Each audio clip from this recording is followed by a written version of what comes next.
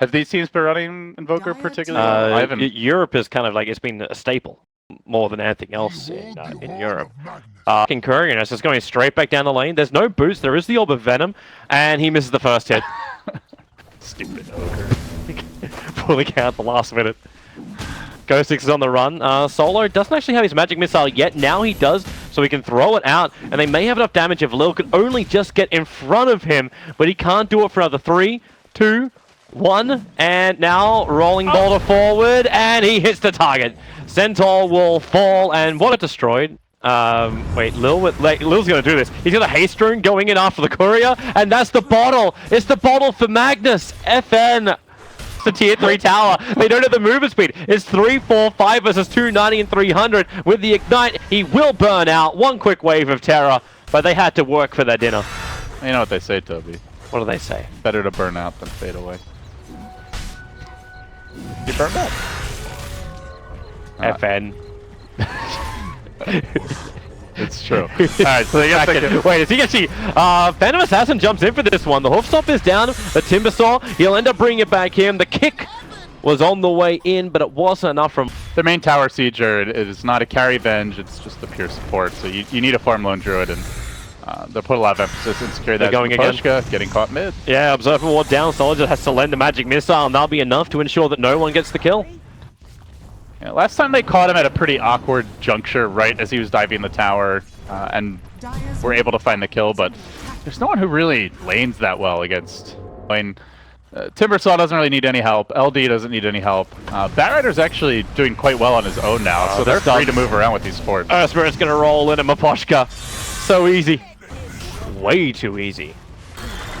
Normally not wanting to defend that after the 10-minute mark. This is generally how VP plays. We'll have a couple of early ganks as they make a move on Lil Bottom.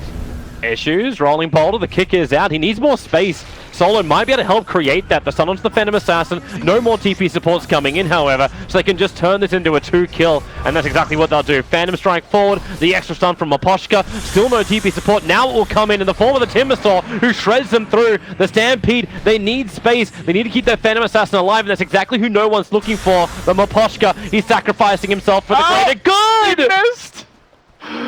Oh no. Oops. That hurts. Pasha maybe going to make a move here on Kanar in the top lane. It's a small consolation, I suppose. Does he actually have enough damage to get him? Okay, he has to commit the lasso. Even then, it takes a while. His bottom lane, it's up to no one to get a little vengeance, a little revenge. Should be able to find Ghost Stick here, I believe. Yeah, he hits that. Use the Stifling Dagger onto Lil. Keep the range up so Lil can't just go for the simple kick. And that's exactly what happens. He dodges at least a little bit of it, but the Whirling Death is level 4. That's like... They're right to be so, Toby. Well, they didn't know where anyone was. That game sense. They went for it, but they just didn't know. Now Maposhka gets a bit of a glimpse onto Lil as, okay, Phantom Assassin didn't leave the bottom lane. Game sense question mark. Rock's gonna drop up on the top. Spirit in a world of hurt, but turns on the Magnetize, hitting over on 3. Lil, he should still go down here, or will he? The Shadow Word is doing the tick damage. And yeah, he does. He goes down to the Warlock. The Observer Ward's gonna help you, but they're all smoked up. So you wait for the smoke to break. The Dire Observer Ward's around the side, and it's Lil who'll actually discover everybody. And the question mark, do they want to go in? Oh, you've already lost one. The RP! Catching 3 with the damage. The cleave is there. A Flame Break create a little bit of extra space, but nowhere near enough. They have a Timbersaw problem, though. Like that, they do. Look at how low he brought them. 3 heroes down to like a 3rd HP. He'll still end up killing off 1. It's an ultra kill, however, for Chappie. He will get the kill. The Savage Rolls and the Centaur back, but with the Blink Skewer, Ramsey's pulled back into the fight, and it's a full-on rampage for Chappie. This fight, and we'll see if no one is capable of surviving a quick chain up. He doesn't have TP. That's a big kill to be giving up to. How much damage can he do? That's the only question we ask now. Not really enough. No. VP, like you can just see this conga line of heroes just, oh, VP, get him. Gotta kill them all, gotta kill them all. And when you get multicasts like that, you're definitely going to kill them all. Assassin, she doesn't need lifesteal. Instead, she's got the repairing of life from the Warlock, the jump forward, the Horde Stomp, catching out 2 Vengeful Spirit, and the Rock down! Fatally bomb them up if you possibly can. Solo will die in the front lines. He swats back down again, but FN's got waiting mammoth arms, ready to embrace that poor little spirit. could have been a lot worse. PA almost got the lone druid as well there. Empire did commit quite a bit with the golem going down and the stampede, but well worth it. You still haven't used RP. Yeah, and the 10-second BKB. Oh, they might find Kinar though. This is a nice pick for VP. Well, a little bit of a freebie. Should be going down eventually. Chakram's off cooldown now. Just barely catching him. Okay, that shouldn't look like that much work, but it's a bloodstone charge. Gone. And Pasha, he's on the hunt. He's on the prowl. Just he needs sees to stall Maposhka, here. he's keeping him away. Oh, that's big. Aegis for Ramsey. Oh, they're still going in! Wait for the RP! A little bit too grouped up, Virtus.pro. Chappie jumps forward, almost killing off Solo. He'll swap up and then stun the Magnus, keeping him out of the fight. Letting the Timbersaw do the work, but Timbersaw, too much damage. Chappie is beyond godlike. Abandon ship! Run away! Abandon ship!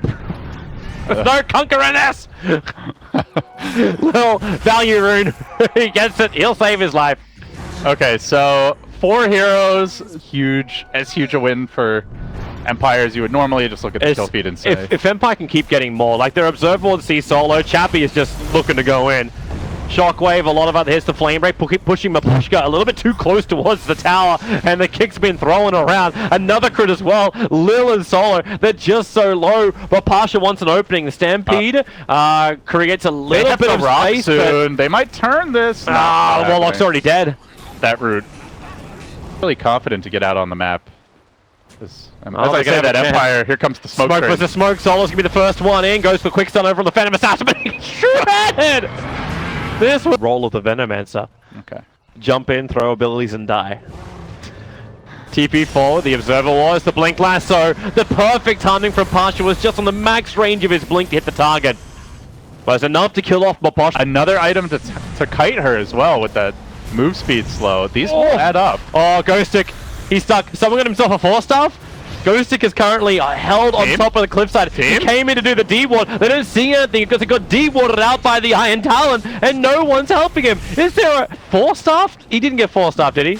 No, I think he blinked it. Because I fairly thought he blinked it too, to try and do the deep ward. Now the attack begins. Batrider gets disintegrated by the Phantom Assassin. The rock will drop. It does connect on to the RP. Minimal effect because they swap out the lone druid. A skewer back up a little bit higher with the cleave. They're getting a triple kill on Chappie. The Phantom Assassin has a license to kill. Like, Pasha needs this. He needs to make this Batrider pick work. AKA, they need a good quality pick-off, and this is a good quality pick-off, and it's the other way around for Team Empire. They hold the PA in position, lasso her up, maybe put her on a hill, and then just get the hell out of there. The Flame Break, I think that was also attempting to do exactly the same thing. Pasha over the hill, and the crit! Ouch. Oh.